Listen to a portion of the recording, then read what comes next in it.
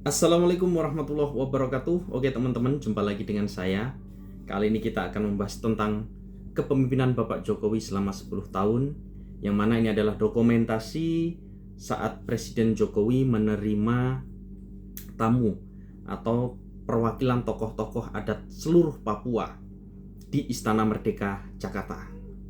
Nah, di sela-sela penyampaian atau menyambut tamu-tamu tokoh Papua ini, banyak perwakilan tokoh Papua ini menyampaikan A, B, C, D, sampai Z.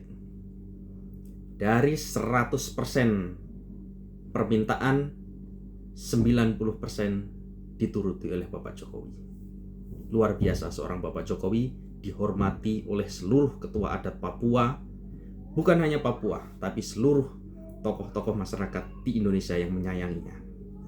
Nah, kali ini kita akan membahas tentang permintaan tokoh Papua yang ingin memekarkan Provinsi Papua, ingin Papua diperhatikan lebih, karena memang sebelum Bapak Jokowi menjabat, mohon maaf, Papua memang sangat-sangat kurang diperhatikan dari segi apapun, terutama infrastruktur, SDM, ya, dari segala jenis harga bahan makan, ya, bahan pokok itu sangat-sangat tidak diperhatikan oleh presiden sebelumnya.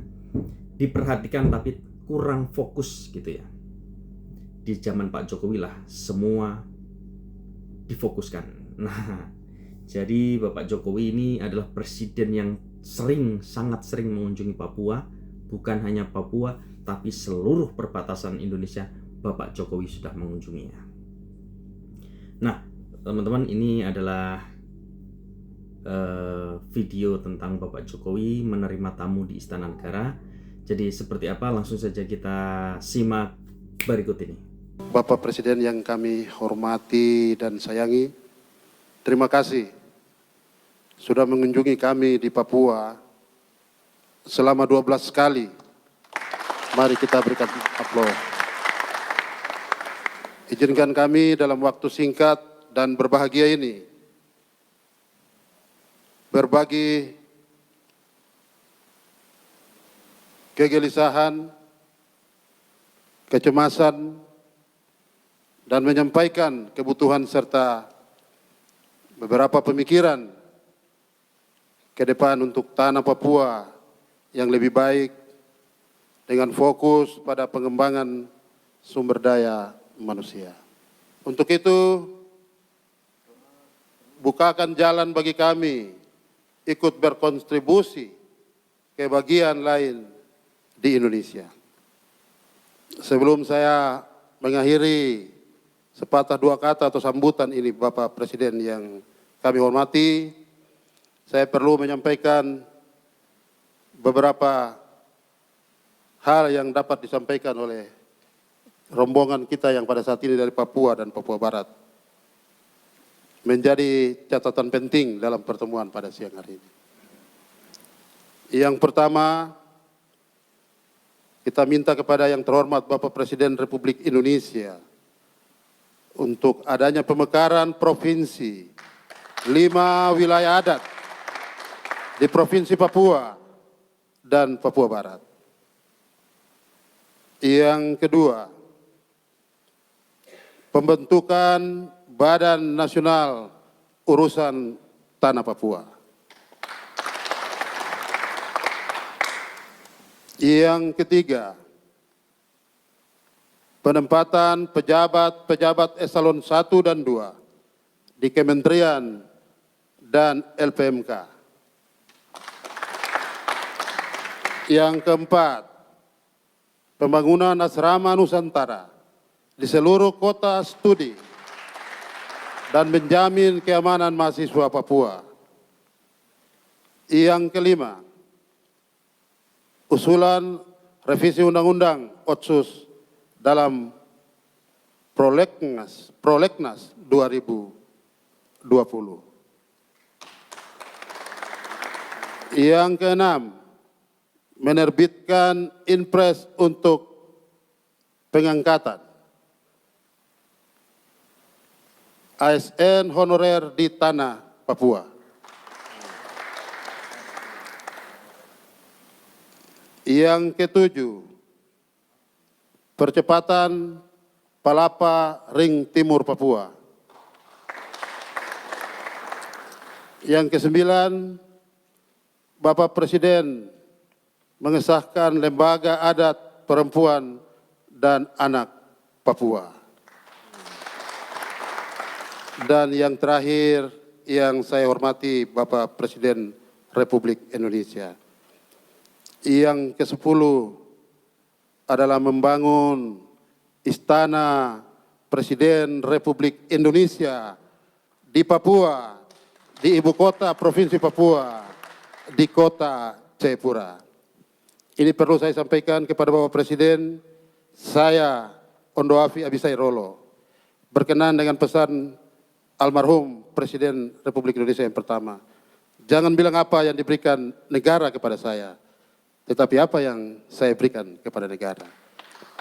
Maka saya Abisai Rolo, Ondoafi di perbatasan, menyumbangkan kepada negara tanah 10 hektar untuk dibangun Istana Presiden Republik Indonesia.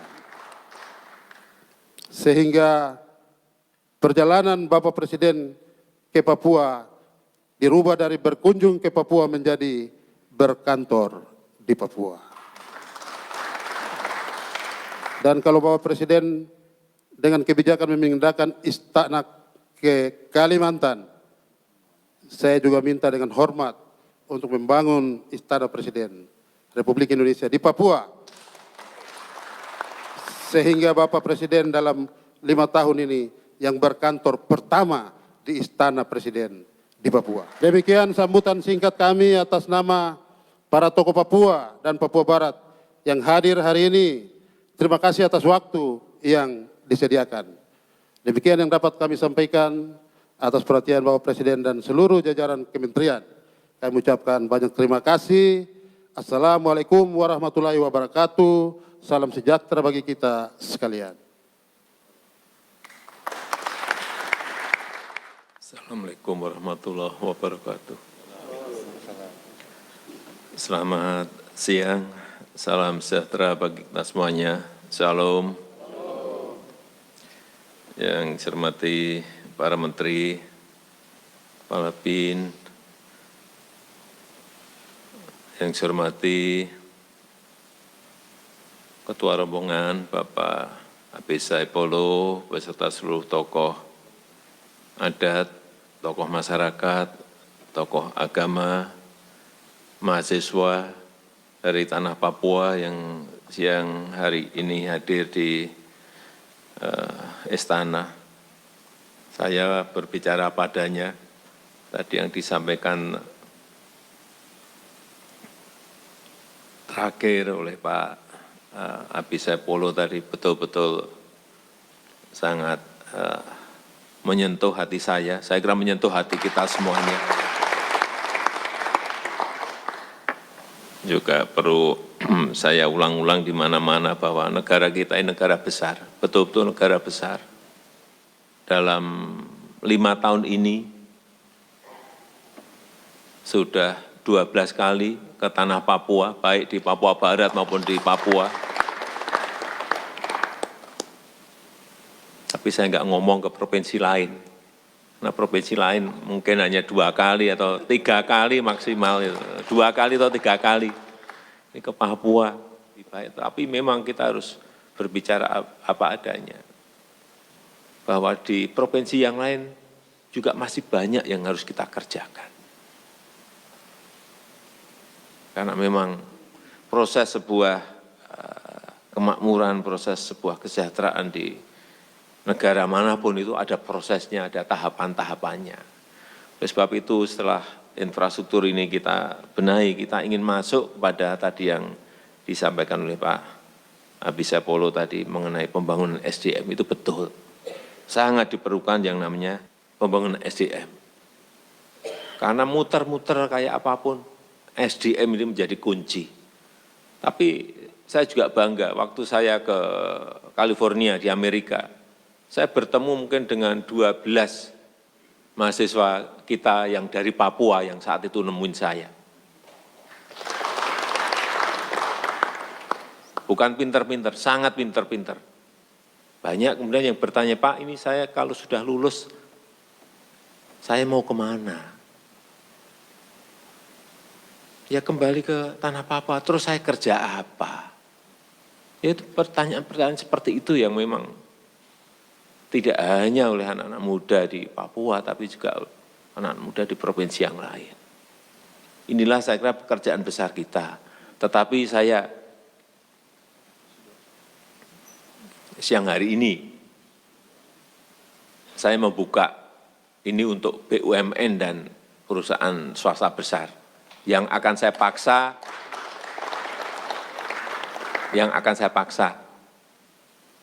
karena kalau lewat prosedur udah nanti kelamaan lah udah. Jadi kewenangan saya gunakan untuk bisa menerima yang baru lulus mahasiswa dari tanah Papua. Sementara saya siang hari ini saya menyampaikan, siang hari ini 1.000 dulu lah, 1.000. Nanti juga akan saya atur lagi masalah PNS tadi, supaya juga ada penempatan di provinsi-provinsi yang lain. Termasuk mulai kita atur di eselon 1, eselon 2, dan eselon 3 akan kita atur. Yang kedua mengenai yang berkaitan dengan pemekaran. Ya jangan banyak-banyak dulu. Tadi Bapak menyampaikan tambahnya berapa tadi? 5 ini total atau tambahan? Ya, saya iya, tetapi mungkin sementara tidak 5 dulu.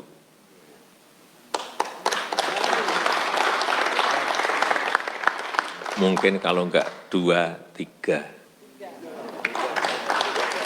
Kalau tidak 2, 3, ini kan perlu ada kajian. Karena undang-undangnya kelihatannya sudah mendukung ke sana, sehingga, dan saya memang ingin ada dari bawah usulan itu, bukan dari kita, bukan dari keinginan kita, tapi dari keinginan di bawah untuk pemekaran itu. Kemudian tadi mengenai asrama Nusantara, saya setuju. Mengenai Palaparing, ini akan selesai akhir tahun ini, akan selesai semua nanti. Jadi semuanya di tanah Papua nanti 4G semuanya. Kemudian